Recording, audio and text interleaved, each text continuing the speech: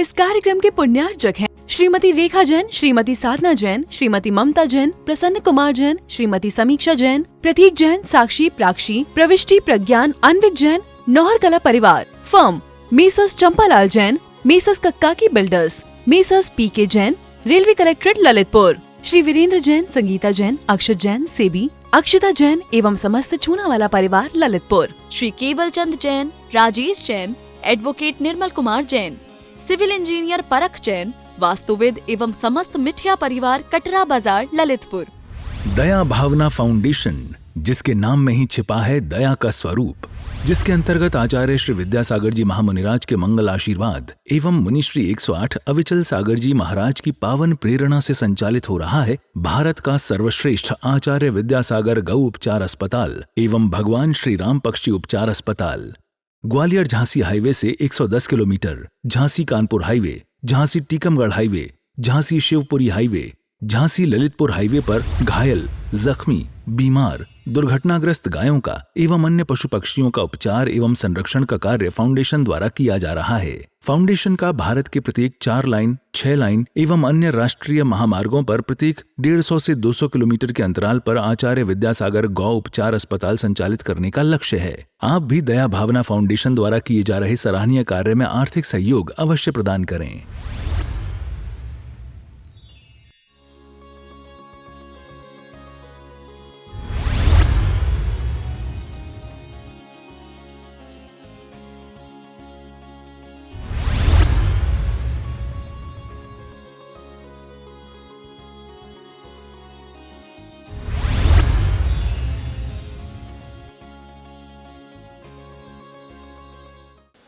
घूम फिर लिए सब, इधर ऊपर आ गए, मकान बना लो, गाड़ी ले लो, बीवी बच्चे हैं, गली में लहरा के चल गए, नए नए कपड़े पहन करके इतना के चले बिल खुरकू करके, फिर कहाँ पहुँच गए? हाँ, उतना ही पहुँच गए। समझ में आ रहे ना? ऐसा नहीं कि कोई सीधा साधा नरक जाता है, उसके लिए गली में घूमना पड़ता है, इतना करके अपना रूप, लावण्य, सौंदर्य, वैभव, संपदा ऐसे, हाँ, तब जाकर। इस प्रकार 10,000 वर्ष के जितने समय हैं उतनी बार वही उत्पन्न हुआ और मर गया। पहला नरक में जाना है अपन को। पहले नरक में जाने के बाद पहले नरक में उम्र होती है 10,000 वर्ष की। अब भगवान ये कह रहे हैं कि तुम एक बार जाओ नरक, गए? हाँ गए, वहां से वापस आओ, तुम्हें जितना और गति में जाना है, कुछ करना है कर लो, और कितनी बार नरक जाना है जा लो, मुझे कोई लेना देना नहीं है। भगवान कहते हैं उतनी ही उम्र लेकर के दोबारा कभी नरक में पैदा हुए। कितनी उम्र लेकर के? 10,000 वर्ष की। और 10,000 वर्ष में जितने समय होते हैं, अब 10,000 वर्ष में कितने समय होते हैं? एक सेकंड में पता नहीं कितने करोड़ों अरबों समय होते हैं। उतनी बार तुम उस नरक में 10,000 वर्ष की उम्र लेकर के पैदा हुए हो। उतनी बार 10,000 वर्ष कम से कम उम्र में उतनी बार तुम नरक में पैदा हुए हो। और फिर आज मैं बोलता हूं चलो नरक चलते हैं, ओ नहीं जाना, नहीं जाना, नहीं जाना, उतने जाना है। तुम चाहे कितना भी ना बोलो, जाना तो हम सबको वही है। अगर जिनेंद्र भान की आज्ञा का पालन नहीं करोगे तो वही बनना है। तो भगवान कह रहे कि इस प्रकार 10,000 वर्ष के जितने समय है उतनी बार वही उत्पन्न हो गया और मर गया। पुनः आयु के एक समय बढ़ाकर नरक की 33 सागर आयु समाप्त की। और ऐसे नरक में जितनी प्रकार की उम्र लेकर के नरकी पैदा होता है, उतनी उम्र के उतने समय की जितनी घटना संख्या है, उतने समय के बराबर उतनी बार हम उत्पन्न हुए हैं। सोच नहीं सकता कोई व्यक्ति, मतलब गणित नहीं है इसके लिए, अंक नहीं है, संख्या नहीं है, हम उसको अक्षरों में लिख नहीं सकते कि इतनी बार हम संसार में नरक गति में बस पैदा हुए। अनंत इसी को बोलते हैं। तो 10,000 वर्ष की कम से कम उम्र लेकर के उतने ही समय, जितने समय 10,000 वर्ष में होते, उतनी बार नरक में पहुंच गए। पता नहीं अगली बार जाने में क्या डर लग रहा है। क्यों डरते हैं आप लोग? नरक जाने से क्यों डर लगता है आप लोगों को? कोई बता सकता है आपको नरक जाने से डर क्यों लगता है? मुझे कभी नहीं लगता, पता नहीं क्यों। हाँ? डरता वही है जिसके कर्म जैसे होते हैं। हमें कभी डर नहीं लगता, क्योंकि हम आंख बंद करके जब देखते खुद को तो लगता ही नहीं कि हमारे गुरुजी ने तो हमें कीचड़ में पैर डालने के पहले ऐसी जगह ला करके सेफ रख दिया, सुरक्षित रख दिया। अब नरक जाने के लायक ना उठे, ना बैठे, ना बोले, ना चले, ना खाए, ना पिए, तो फील ही नहीं आता कि हमें नरक जाना है। और हमें कोई ले भी जाए तो हमें बुरा भी नहीं लगेगा, या हमें पता है कोई लेने के लिए आएगा नहीं ले जाने के लिए। मतलब तुम जानो, अब तुम्हारा जानो काम। हमारे गुरुजी ने अपने लिए कितना किया सोच लो। पूरा जीवन भर एक ऐसा साधक, एक ऐसा व्यक्ति भी धरती पर जन्म ले लिया थे जिसने पूरे जीवन भर सिर्फ अपनी आत्मा को महाबलवान बनाने के लिए मेहनत की। हमने अपने गुरु से एक चीज सीखी है बस खाली, चाहे दुनिया में हमारा कितना भी बल प्रकट हो चाहे नहीं हो, दुनिया हमारा बल जाने चाहे नहीं जाने, लेकिन अपने आप को यह पता होना चाहिए कि मैंने अपनी आत्मा को बहुत बलवान बनाया है। मैं हमेशा जो साधना करता हूँ अपने कमरों में बैठ करके, जहाँ मेरी अनुकूलता होती वहाँ मैं बाहर की चीज़ों में ज़्यादा बल नहीं देता। मैं मेरी आत्मा के शक्ति को ऐसा अद्भुत और ऐसा महाबलवान बनाना चाहता हूँ कि अगर कोई दिव्य दृष्टि जिसके पास हो, सामान्य व्यक्ति नहीं, दिव्य दृष्टि जिसके पास हो, और वो व्यक्ति अगर मुझे देख ले और मेरी आत्मा को देख ले, तो उसको मेरी आत्मा से बढ़कर कोई शक्तिशाली आत्मा दुनिया में दिखना नहीं चाहिए, कोई दिखना नहीं चाहिए। इतनी महान दया, इतनी महान क्षमा, इतनी महान सरलता, इतनी महान मृदुता, इतनी कोमलता, इतना सहज शांत निराकुल मानस, वीतराग भाव, ये इसकी तरफ हमें ज़्यादा आगे बढ़ना चाहिए। किसी की पत्नी बन के रहो, किसी का पति बन के रहो, किसी का गुरु बन के रहो, किसी का शिष्य बन के रहो। ध्यान रखना, ये दुख सुख और दुख तो चलते रहते हैं। आपको लगता होगा कि तो हमारे ये तो दुख नहीं है, ये आप लोग लगता ही है बस खाली। हाँ, महाराज जी का तो अच्छा है, हम घर गृहस्थियों का क्या बताएं महाराज, बहुत झंझट होती है। ऐसा लगता है, लगता है ऐसा झंझट तो सभी जगह है, बस उसको समझ करके हमें आगे बढ़ना होता है, अपने लक्ष्य को पूरा होता है। अपनी आत्मा को महाशक्तिवान महाबलवान बनाना कभी चूकना नहीं चाहिए। गरीब हो, अमीर हो, सुखी हो, दुखी हो, तुम जो भी हो, जैसे भी हो, तुम्हें अपने गुरु के पास पहुंच करके अपनी आत्मा को महाबलवान बनाने की विद्या ले लेना चाहिए। कौन सा सुख में आत्मा बलवान होती, किसी ने लिखा है क्या? और दुख और पीड़ा में आत्मा में जितना बल उत्पन्न हो सकता है उतना अनुकूलता में नहीं होता। अगर आपके आसपास का माहौल अगर बहुत बुरा है, बहुत अशांत है, मटमैला है, संघर्ष से भरा हुआ है, द्वंद्व है, तो समझ लेना आप अपनी आत्मा की अंदर की प्रचंड शक्ति को जल्दी जागृत कर सकते हो। बस वो कला आपको पता होना चाहिए, उसमें रुचि आपकी होना चाहिए। और रुचि ही तो नहीं है, यही कारण है रुचि का अभाव, और ये इसके कारण ये सब परिवर्तन होते रहते हैं। नरक गति में सबसे जघन्य आयु 10,000 वर्ष की है। एक जीव उस आयु से वहां उत्पन्न हुआ, पुनः घूम फिर कर उसी आयु से वही उत्पन्न हुआ। इस प्रकार 10,000 वर्ष के जितने समय है उतनी बार वही उत्पन्न हुआ और मर गया। पुनः आयु के एक एक समय बढ़ाकर नरक की 33 सागर आयु समाप्त की। तदनंतर नरक से निकलकर अंतर्मुहूर्त के आयु के साथ त्रियंच गति में उत्पन्न हुआ और पूर्वोक्त क्रम से उन त्रियंच गति के 3 पल्लिपम आयु समाप्त की। इस प्रकार मनुष्य गति अंतर्मुहूर्त लेकर पल्लिपम आयु समाप्त की। देवगति में भी यही कांड की है उसने। मतलब ऐसा नहीं कि नरक गति में इतनी बार पैदा हुए हो, त्रियंच गति में सबसे कम उम्र जितनी भी अंतर्मुहूर्त की है उतनी बार वहां जन्म ले लिए। क्या है ये, हम लोग नटवर लाल है हम सब लोग। अरे अभी और चलना है। अगर अविचल सागर जी की बात नहीं मानोगे तो जय बनना है। यही होना है और कुछ है ही नहीं, क्या कर सकते हैं। किंतु देवगति में इतनी विशेषता है कि यहाँ 31 सागरोपम आयु समाप्त होने तक का कथन करना चाहिए, क्योंकि 33 सागर आयु जो है सर्वार सिद्धि की देवताओं को मिलती है, और सर्वार सिद्धि जाता है वो 1 या 2 भवावतारी होता है, चरम शरीर होता है, तो इसलिए वो गिनती में नहीं मानना चाहिए। इस जीव ने मिथ्यात्व के संसर्ग से उपरिम ग्रहवेग तक के नरक आदि गतियों की जघन्य आदि स्थितियों में उत्पन्न होकर अनेक बार परिभ्रमण किया।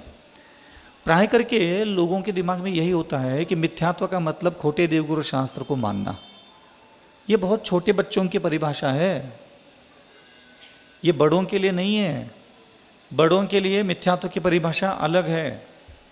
हाँ, आपको ये समझना चाहिए, संसार में जितनी वस्तु पदार्थ आप जिसको सोच रहे हो, आप जिसको आंखों से देख रहे हो, आप जिसके लिए सूंघ रहे हो, आप जो चख रहे हो, आप जो सुन रहे हो, उस प्रत्येक वस्तु के लिए जो आपका ज्ञान है वो सच्चा ज्ञान होना चाहिए। उसकी सच्ची जानकारी आपके दिमाग में होना चाहिए, इस वस्तु का सच्चा स्वरूप क्या है। जैसे ये क्या है, घड़ी है, किसकी है? महाराज जी की है। ये सामान्य ज्ञान कहलाता है, ठीक है, ये सामान्य ज्ञान है। इसका विशेष ज्ञान क्या है? ये पुद्गल है, ये पुद्गल अभी इस प्लास्टिक के रूप में परिवर्तित हुआ है और ये कुछ समय के बाद ये नष्ट हो जाएगा। इसको कोई ममत्व राग द्वेष मुझे नहीं करना है, मुझे समय मात्र देखने के लिए इसका उपयोग करना है। बाकी मेरा इसके लिए ना कोई मोह है, ना राग है, ना प्रीति है, ना अनुराग है, ना द्वेष है। इतना सा बस अपनी बुद्धि को यहां तक लेके आ गए तो समझ लेना आपके मानस पटल का अज्ञान दूर हो गया। मिथ्या माने असत्य, असत्य श्रद्धा छोड़ना ही सम्यक दर्शन कहलाता है। मिथ्या दर्शन का मतलब असत्य पर विश्वास करना। यह मेरी घड़ी है, यह मेरा मकान है, यह मेरी पत्नी है, यह असत्य श्रद्धा है, असत्य विश्वास किया आपने। ये लोक व्यवहार पालन करने के लिए उपयोग करो, लेकिन अपने दिमाग को मत बताओ कि ये तुम्हारी पत्नी है। आप इसका उपयोग दुनिया को बताने के लिए करो तो चलेगा। जीवन में पत्नी होना जरूरी है, लेकिन बुद्धि में नहीं होना चाहिए। हाँ, आपके जीवन में, आपके भाग्य में पत्नी है, कोई किसी को नरक नहीं मिलता, लेकिन आपकी बुद्धि में नहीं होना चाहिए कि मेरी पत्नी है। इसको कहते हैं भेद ज्ञान।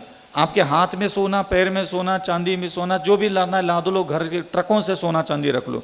भगवान कहते तुम्हारे भाग्य में, तुम्हारे जीवन में सोना चांदी हीरे जवाहरात है, रहने दो। तुम्हारे बुद्धि में यह नहीं होना चाहिए कि यह सोना है और ये मेरा है। अपने मन को ऐसा शिक्षित करो। उसको कहते हैं तत्वार श्रद्धानम सम्यक दर्शनम। जो तुम्हारे पास तत्व है, सोना चांदी हीरे जवाहरात, माता पिता पुत्र जमीन जायदाद वैभव संपत्ति जो भी है, वो तुम्हारा भाग्य है। और भगवान कहते हैं मैं तुम्हारे भाग्य का अलग कर नहीं सकता, लेकिन जो खोटी बुद्धि, खोटा ज्ञान उस वस्तुओं के लिए तुमने अपने दिमाग में जो रखा है, उस खोटी शिक्षा को यहाँ से हटा दो और सही ज्ञान लेकर के उसको अपने साथ रख लो, तब जाकर के सम्यक दर्शन होता है। ऐसा बस खाली देवगुरु शास्त्र की आराधना करने से भी नहीं, आराधना करने से हमें ये बुद्धि प्रकट होती है। इसलिए कहा गया था कि आपको देवगुरु शास्त्र की आराधना करने से सम्यक दर्शन उत्पन्न होता है। किसी ने कह दिया चूल्हे में लकड़ी डाल करके आग लगाने से रोटी पकती है, तो गलत बोला क्या सही बोला? और तवा ही नहीं रखा उसने। बोलने वाले ने गलत बोला क्या? बोलने वाला तो यही बोलेगा, भाई एक चूल्हा है, उसमें लकड़ी डाल, उसमें आग लगा दे, रोटी सीख जाएगी। तो भाई ऐसे कैसे रोटी सीख जाएगी? तवा भी चाहिए, बेलन भी चाहिए, बाटा भी चाहिए, आटा चाहिए, उसमें पानी गुथा हुआ चाहिए, आटे के कण कण में पानी रमा हुआ होना चाहिए, सारी कसौटियां उसकी पूरी करनी पड़ती है। तो सिर्फ ये बोलने में आता है कि देवगुरु शास्त्र की आराधना करने से सम्यक दर्शन उत्पन्न होता है, ये बोलने में आता है, लेकिन एक्चुअली इसमें आपके मानस पटल पर जो शरीर के लिए आपका जो श्रद्धा है, ये शरीर है कितना सुंदर है, कितना स्मार्ट है, कितना हैंडसम है, हाँ ये कितना मनोहारी है, ये भी आपके पास ज्ञान है एक प्रकार का। इसका दूसरा ज्ञान भी भगवान ने दिया, ये नवमल द्वार वह गिनकारी है, ये भोगने के योग्य नहीं है, पुद्गल परमाणु से बना है, मलिन है, दुर्गंध से युक्त है, हाड़ मांस का शरीर है, मवाद भरा पड़ा है, इसके अंदर कुछ है ही नहीं है, क्या इस पर मैं मोहित हो जाऊं? तो ये दो ज्ञान है आपके पास, प्रत्येक वस्तु के लिए दो ज्ञान है आपके पास। एक तो ये शरीर है, सुंदर है, मनोहारी है, कांतिवान है, तेजवान है, ये मुझे भोगना है, ये विचार आपके पास है? हाँ है। भगवान कहते हैं ये मिथ्या विचार है, लेकिन आपके पास है, अनंत काल से है। दूसरा ज्ञान भगवान ने क्या दिया है शरीर के लिए, वो भी हमारे शास्त्रों में मिलता है कि शरीर के बारे में भगवान ने जो दिया शब्द, क्या हुआ आपके पास है? बस उसको कहते हैं मिथ्या ज्ञान और मिथ्या श्रद्धा, कि खोटा ज्ञान तो तुम्हारे पास पहले से ही है और आज भी है, तो बेटा तू तो गयो। तो भगवान तब कहते हैं आपको तत्वार श्रद्धा नाम सम्यक दर्शनम, जो वस्तु जिस रूप में विद्यमान है उसको उसी रूप में भी स्वीकार करो ना। तो प्रत्येक वस्तु का दो ज्ञान होते हैं, प्रत्येक वस्तु के कितने ज्ञान है? दो ज्ञान होते हैं, और दोनों ज्ञान आपको अपने पास रखना है। सराग सम्यक दृष्टि जो होता है ना, वो दोनों ज्ञान अपने पास रखता है। सराग माने राग है। राग का मतलब क्या है? ये शरीर है, ये मेरा है, मैं सुंदर हूँ, ये मेरा पति है, मेरी पत्नी है, मेरा पुत्र है, ये मेरी माँ है, और मुझे इसके साथ आनंद मनाना। ये शरीर को लेकर के हमारा एक ज्ञान हमारे पास है। दूसरा ज्ञान भी है शरीर को लेकर के, वो आपके पास आपने अभी सेव नहीं किया है। भगवान कहते हैं पहले उसको सेव करो। तो दूसरा शरीर को लेकर के दूसरा ज्ञान क्या है? तो 4-5 लाइनें उसकी बोलो। कौन कौन सा? शरीर को लेकर के भगवान ने 5-6 लाइनें बोली होगी पूरी जिनवानी में। ये शरीर है, नवमल द्वार बहेगिनकारी है, दुर्गंध से भरा हुआ है, मलमूत्र विसर्जन करने का स्थान है, हड्डी है, मांस है, खून है, मवाद है, लाड़ है, पीव है, सब इन्हीं चीज़ों से भरा पड़ा है। भोगने के योग्य नहीं है, राग करने के योग्य नहीं है। समझ में आ रहा है? ये शरीर के बारे में इतना 5-6, 7-8 शब्द बताएं। अब ये आप अपने दिमाग में रमा दो, इसको बार बार बोलो, खुद के मन को कहो कि शरीर के बारे में, हे मन, तुम ये जो सोचते हो ना, ये शरीर है, सुंदर है, मनोहारी है, कांतिवान है, तेजवान है, इस मुझे भोगना है, ये ज्ञान तो मेरे पास है, मुझे पता है, अनंत काल से लेकर चल रहे हो। और उसी मन को कहो कि ये भी ज्ञान भगवान ने दिया, ये भी तुम अपने पास रखो। तब जा करके वह सराग, राग भी है लेकिन सम्यक दर्शन भी है। ये विशेषता होती है। इसको कहते हैं जलते भिन्न कमल है। कीचड़ भी है लेकिन खुद को सुरक्षित रखता है। तो किसी भी वस्तु का दूसरा ज्ञान आप अपने पास नहीं रखते।